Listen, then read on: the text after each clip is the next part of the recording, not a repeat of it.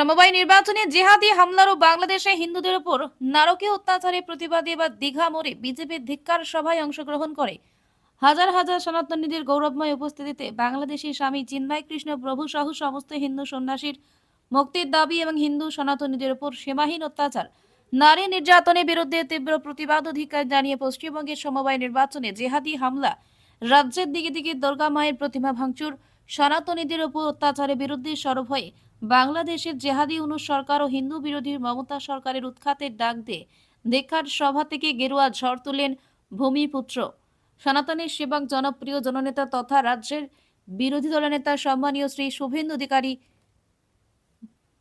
মহাশয়। নাম মানে ভোটার লিস্টে জঙ্গির নাম, জঙ্গিদের সরকার তো শুধু ভোটার লিস্টের নাম নয়, আজকে ক্যানিং শওকত মোল্লা বিখ্যাত ক্যানিংয়ে সেখানে জাভেদ মুন্সি ধরা পড়েছে, কাশ্মীরের পুলিশ এসে ধরে নিয়ে গেছে। কাশ্মীরের পুলিশ কাশ্মীর সরকারের নয়, ওটা গভর্নরের আন্ডারে।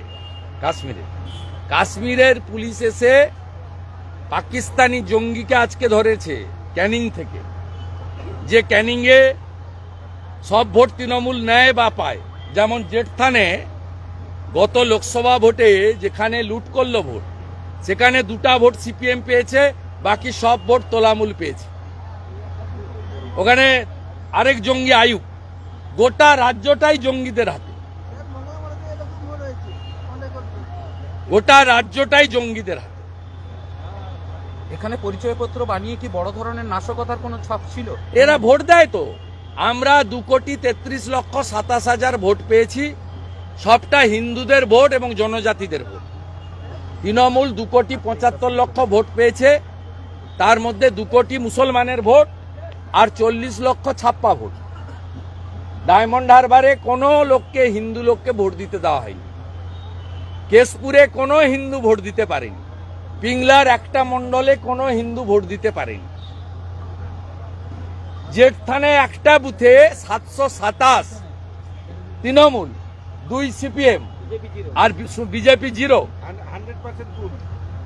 এই মডেল, এখানে জঙ্গিদের সরকার চলছে। জঙ্গিদের সরকারের মুখ হচ্ছে সিদ্দিকুল্লাহ আর ফিরহাদ হাকিম, আর মুখোশ হচ্ছে মমতা ব্যানার্জি। আজকে ফিরহাদ হাকিম বলছে যে যেখানে বিএসএফ ঠিক মতন গার্ড দিচ্ছে না বা কেন্দ্রীয় স্বরাষ্ট্র মন্ত্রক, ওরা আগে জমি দিক, তারপরে বিএসএফ এর উপরে আঙ্গুল তুলবে। 72টা জায়গায় বিএসএফ কে জমি দিচ্ছে না। মোট বাংলাদেশ ভারতের বর্ডার হচ্ছে 4000 কিলোমিটার, তার মধ্যে মেঘালয়, ত্রিপুরা, আসাম বাদ দিলে পশ্চিমবঙ্গে হচ্ছে 2200 কিলোমিটার। 2200 কিলোমিটারের মধ্যে মমতা ব্যানার্জি এবং এর আগে সিপিএম জমি দিয়েছে,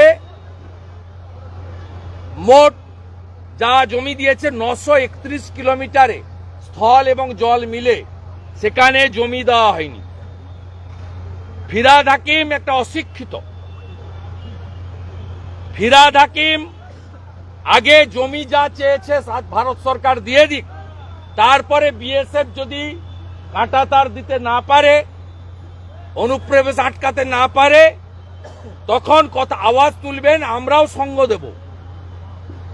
আমরা কেউ ভুল করলে তাকে গার্ড করি না। আমি নিজেই বলেছি যে আরজি করের কেসে বেলেবল সেকশনে চার্জশিট হতো, সিবিআই চাইলে দিতে পারত।